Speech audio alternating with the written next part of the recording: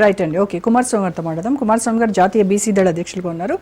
So Kumaraswamy గారు, ఈ రోజు కాంగ్రెస్ ప్రభుత్వం తీసుకొచ్చినటువంటి 42% బీసీల రిజర్వేషన్ బిల్లు ఆర్డినెన్స్ ని బీసీ సమాజం ఎలా చూస్తోంది? రోజా గారు, మొట్టమొదట అక్షరమే ఆయుధంగా ప్రజల పక్షాన నిలుస్తున్న రాజ్ న్యూస్ కి నా ప్రత్యేక నమస్కారాలు. వేదికపై ఉన్న మిత్రులందరికీ కూడా హృదయపూర్వక నమస్కారాలు. ఈ రోజు ఒక్కసారి ఈ అంశానికి ముందు భారతదేశ చరిత్ర పొడవునా వర్ణ వ్యవస్థ, అనంతరం కుల వ్యవస్థ కీలక పాత్ర పోషిస్తుంది. ఈ కుల వ్యవస్థ ఆధారంగా ప్రధానంగా బీసీలు విద్య, ఆస్తి, అధికారం అనే 3 ప్రాథమిక మానవ హక్కులు ఉల్లంఘన అత్యధికంగా నష్టపోయింది ఎవరైనా ఉన్నారా అంటే బీసీలు. దేశంలో సగభాగం, రాష్ట్రంలో సగభాగం అయినా స్వాతంత్రం వచ్చి 75 సంవత్సరాలు దాటినా సమాన స్వేచ్ఛ కోసము, సమాన అవకాశాలు, సమాన వాటా, సామాజిక న్యాయం కోసం నేటికి పోరాడడం చాలా బాధాకరం.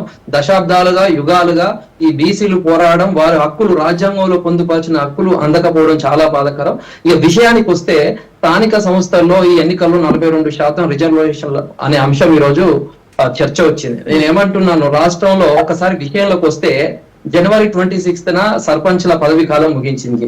మనందరికీ తెలిసిందే. రాజ్యాంగంలో ఆర్టికల్ 243E గాని కే గాని వెంటనే స్థానిక సంస్థల ఎలక్షన్ నిర్వహించాలని చెప్తుంది. కొందరు హైకోర్టును కూడా ఆశ్రయించారు.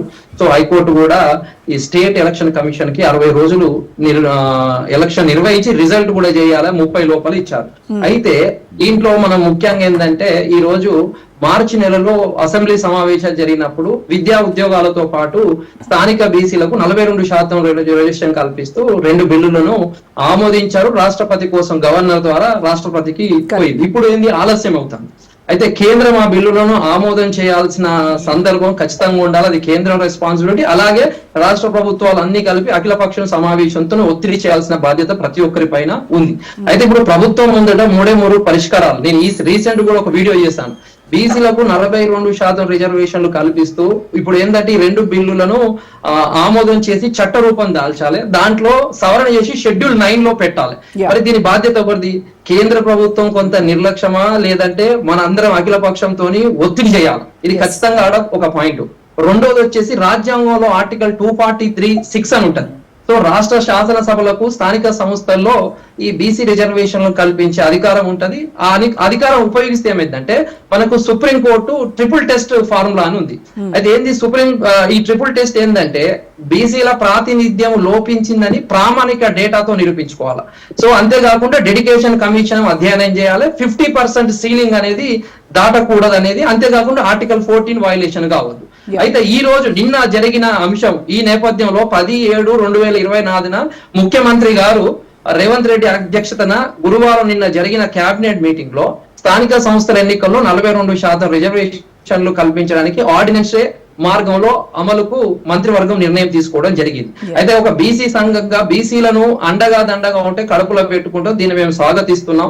పంచాయతీరాజ్ చట్టం 2018 సవరణ చేసి దాన్ని ఆడియన్స్ అంటే గవర్నర్ కు పంపించి ఆర్డినెన్స్ చేసి దీన్ని వర్తింపజేస్తారు. సో 42% రిజర్వేషన్లు కల్పించేందుకు ఈ గరిష్ట పరిమితి సీలింగ్ కూడా ఎత్తివేసే ప్రక్రియ జరుగుతుంది. దీనికోసం 2018లోని సెక్షన్ 285A కూడా కీలకంగా సవరణ చేయాల్సిన సందర్భం ఉంటది. ఇది ప్రత్యేకమైన ఆర్డినెన్స్ ద్వారా చేస్తా ఉన్నాం. అయితే నేను ఏమంటున్నా, బీసీలకు ఎవరు మంచిగా చేసినా కడుపులో పెట్టుకుంటారు. కేంద్రానికి బిల్లులు పంపారు. అలాగే ఇప్పుడు ఈ రోజు ఆర్డినెన్స్ చేయడానికి ముందొస్తున్నారు. మేము దీన్ని మాత్రం ఖచ్చితంగా స్వాగతిస్తున్నాం. ఎందుకంటే దీన్ని ఎంపరికల్ డేటా ఆధారంగా ఈ 42% రిజర్వేషన్లు ఖరారు చేయడానికి అవకాశం ఉంటుంది. సరే, న్యాయపరంగా ఏంటంటే భవిష్యత్తులో ఎలాంటి చిక్కులు రాకుండా చూసేందుకు తగిన చర్యలు తీసుకోవాలి. ఎందుకంటే మనకు ఇంతమంది మిత్రులు చెప్పినట్టు వేరే రాష్ట్రాలలో కూడా. కుమారస్వామి గారు, మీరు అడ్వకేట్ గా కూడా ఉన్నారు కాబట్టి, ఇన్ కేస్ ఇది కనుక హైకోర్టులో ఎవరైనా తీసుకువెళ్తే ఈ అంశాన్ని, అది అక్కడ కోర్టులలో నిలబడుతుందంటారా? ఇది నిలబడుతుందా అంటే, ఇప్పుడు వెంటనే ప్రభుత్వం ఈ ఆర్డినెన్స్ చేసి వెంటనే కేవెట్ పిటిషన్ వేస్తుంది. కేవెట్ పిటిషన్ వేసి, ఎందుకంటున్నా, మేము పోరాటము దశాబ్దాలుగా, యుగాలుగా హక్కుల కోసం, రిజర్వేషన్ల కోసం పోరాటం చేస్తా ఉన్నాం. మాకు రావాల్సిన హక్కును కాలరాయడానికి అందుకే అన్ని పార్టీల మద్దతు, అందరూ కలిసికట్టుగా దీన్ని విజయవంతం చేయాలి, మా హక్కులను కాలరాయకుండా కాపాడాలి. మేము ముఖ్యంగా అదే కోరుకుంటున్నాం. ఇప్పుడు మాకు ఏదైతే 3 పరిష్కారాలు ఉన్నాయో ఆ పరిష్కారాలలోనే మాకు రావాల్సిన హక్కులు రావాలి. కేంద్రం ఏమో ఒకవైపు కొంత జనాభా గణనలో కులగణన ఆలస్యం చేస్తా ఉంది.